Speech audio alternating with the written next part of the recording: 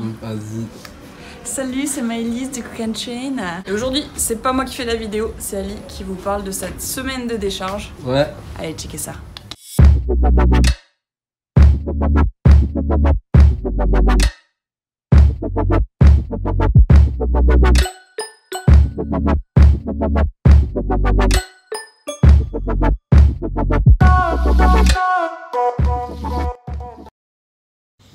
Yo, bonjour, bonsoir ou bon après-midi, je sais pas, il est 16h et bienvenue sur Cook & Train, c'est Ali et aujourd'hui je vais vous parler de la semaine de décharge. J'ai mis sur Instagram que j'étais en semaine de décharge et j'ai eu plein de questions par rapport à ça. Du coup j'ai peut-être, je sais pas encore si je l'aurais fait ou pas, mais j'ai peut-être fait un post là-dessus sur Instagram. Mais pour entrer un peu plus dans le détail, je pense que filmer une vidéo YouTube serait plus explicite. Donc ce qu'on va faire, c'est que malheureusement ma semaine a déjà commencé hier. Donc hier j'ai déjà fait une séance en décharge que j'ai pas filmé, mais là je vais essayer de filmer la plupart des entraînements qui arrivent. Et en les filmant, je vais laisser certains commentaires, certains tips, astuces en français pour vous expliquer un peu comment s'y prendre, quand s'y prendre, pourquoi faire des semaines de décharge, quand ne pas faire de semaines de décharge. Donc je vous dis à tout à l'heure à la salle. Aujourd'hui je fais une séance haut du corps et ça va être en décharge et puis voilà, à toutes.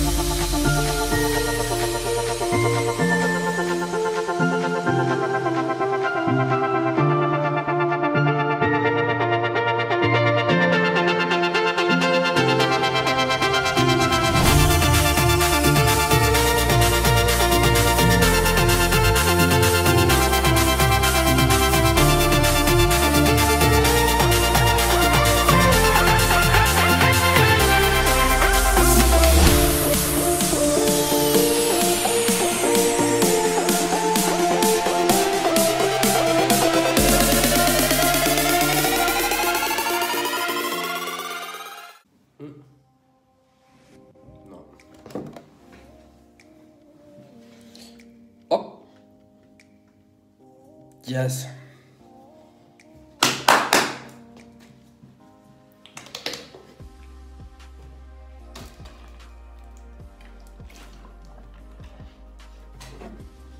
Et quand ta mère commence à te suivre sur Instagram, ben oui, tu mets ça en story, tu manges que ça. Bref, yo, bonjour à tous, de retour sur Cook & Train. Je vais vous dire la vérité, j'ai déjà filmé toute la vidéo sur la décharge, mais la vie de ma mère, j'ai parlé pendant 15 minutes straight. Je me suis pas tué. On aurait dit j'ai fait une thèse sur la décharge, j'ai utilisé des mots de l'espace, genre en mode... Je sais même plus ce que j'ai dit, genre même pour moi, je suis un professionnel du sport, j'ai regardé ça. Ah, il y a le poulet qui est cuit. J'ai regardé la vidéo, je me suis dit mais pourquoi tu parles de tout ça, frère? On s'en bat les couilles, tu vois. Donc je vais venir je vais te parler de comment gérer ta décharge. Pour gérer ta décharge, c'est simple, il faut réduire le volume. Ok? Tu réduis le volume et l'intensité de tes entraînements. Le volume, c'est quoi? Tu réduis les répétitions, les séries, et l'intensité, c'est la charge. Tu choisis en fait. Quand tu fais une décharge, tu choisis de réduire soit la charge, de garder les répétitions et les séries, soit de diminuer un peu tes répétitions et tes séries, mais de garder la charge. Tu peux aussi tu couperas ça. Ça c'est les artichauts, ça. Les artichauts, parce qu'ils sont chauds. En plus c'est pimenté avec de l'huile d'olive et tout. Génial. Bref. Donc en fait je disais, soit tu réduis la charge et tu gardes tes séries et tes répétitions. Comment gérer la charge? Je te conseille vivement de réduire ta charge dans une fourchette entre 40% et 60% de tes capacités ou de ta rep maximale RM. Ou sinon, si tu veux garder ta charge, tu réduis les volumes et les séries, tu les divises par 2 aussi. Normalement, tu fais un 5x5, tu descends à un 3x2 ou un 2x3 ou un truc comme ça. Voilà, là j'essaie vraiment de résumer, de te donner vraiment les choses à faire et de ne pas rentrer trop dans le détail. Par rapport à quand faut-il faire une décharge? La décharge en fait, la semaine de décharge se fait après 4 voire 6 semaines de travail en surcharge.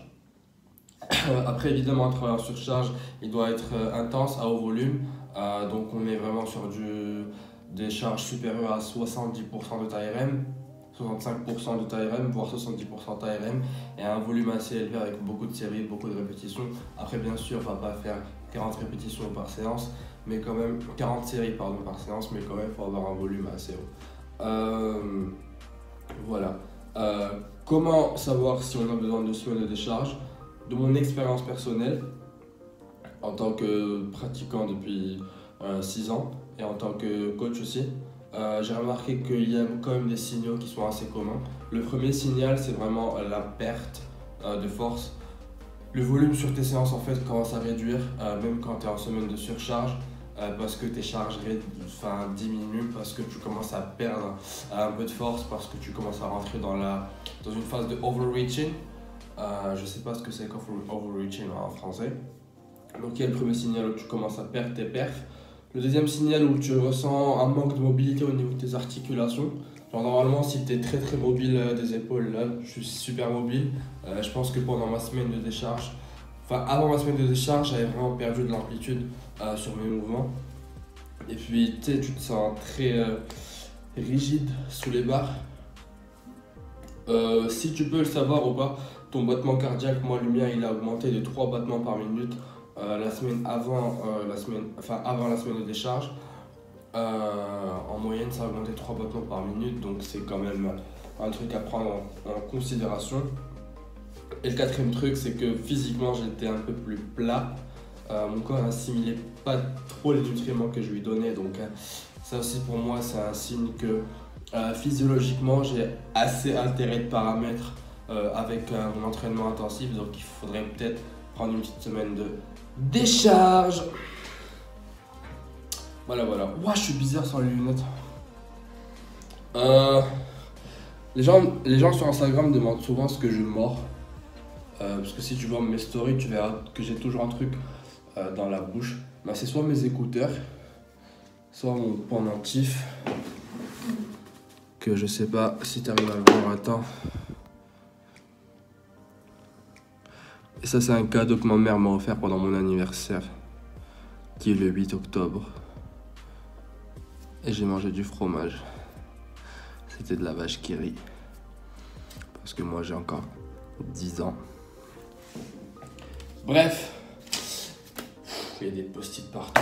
J'espère que la vidéo vous aura plu. N'hésitez pas à liker, à commenter si vous avez n'importe quelle question et surtout des sujets que vous aimeriez qu'on traite. Et à vous abonner à la chaîne. C'était Ali, je vous dis à la prochaine sur Cook and Train.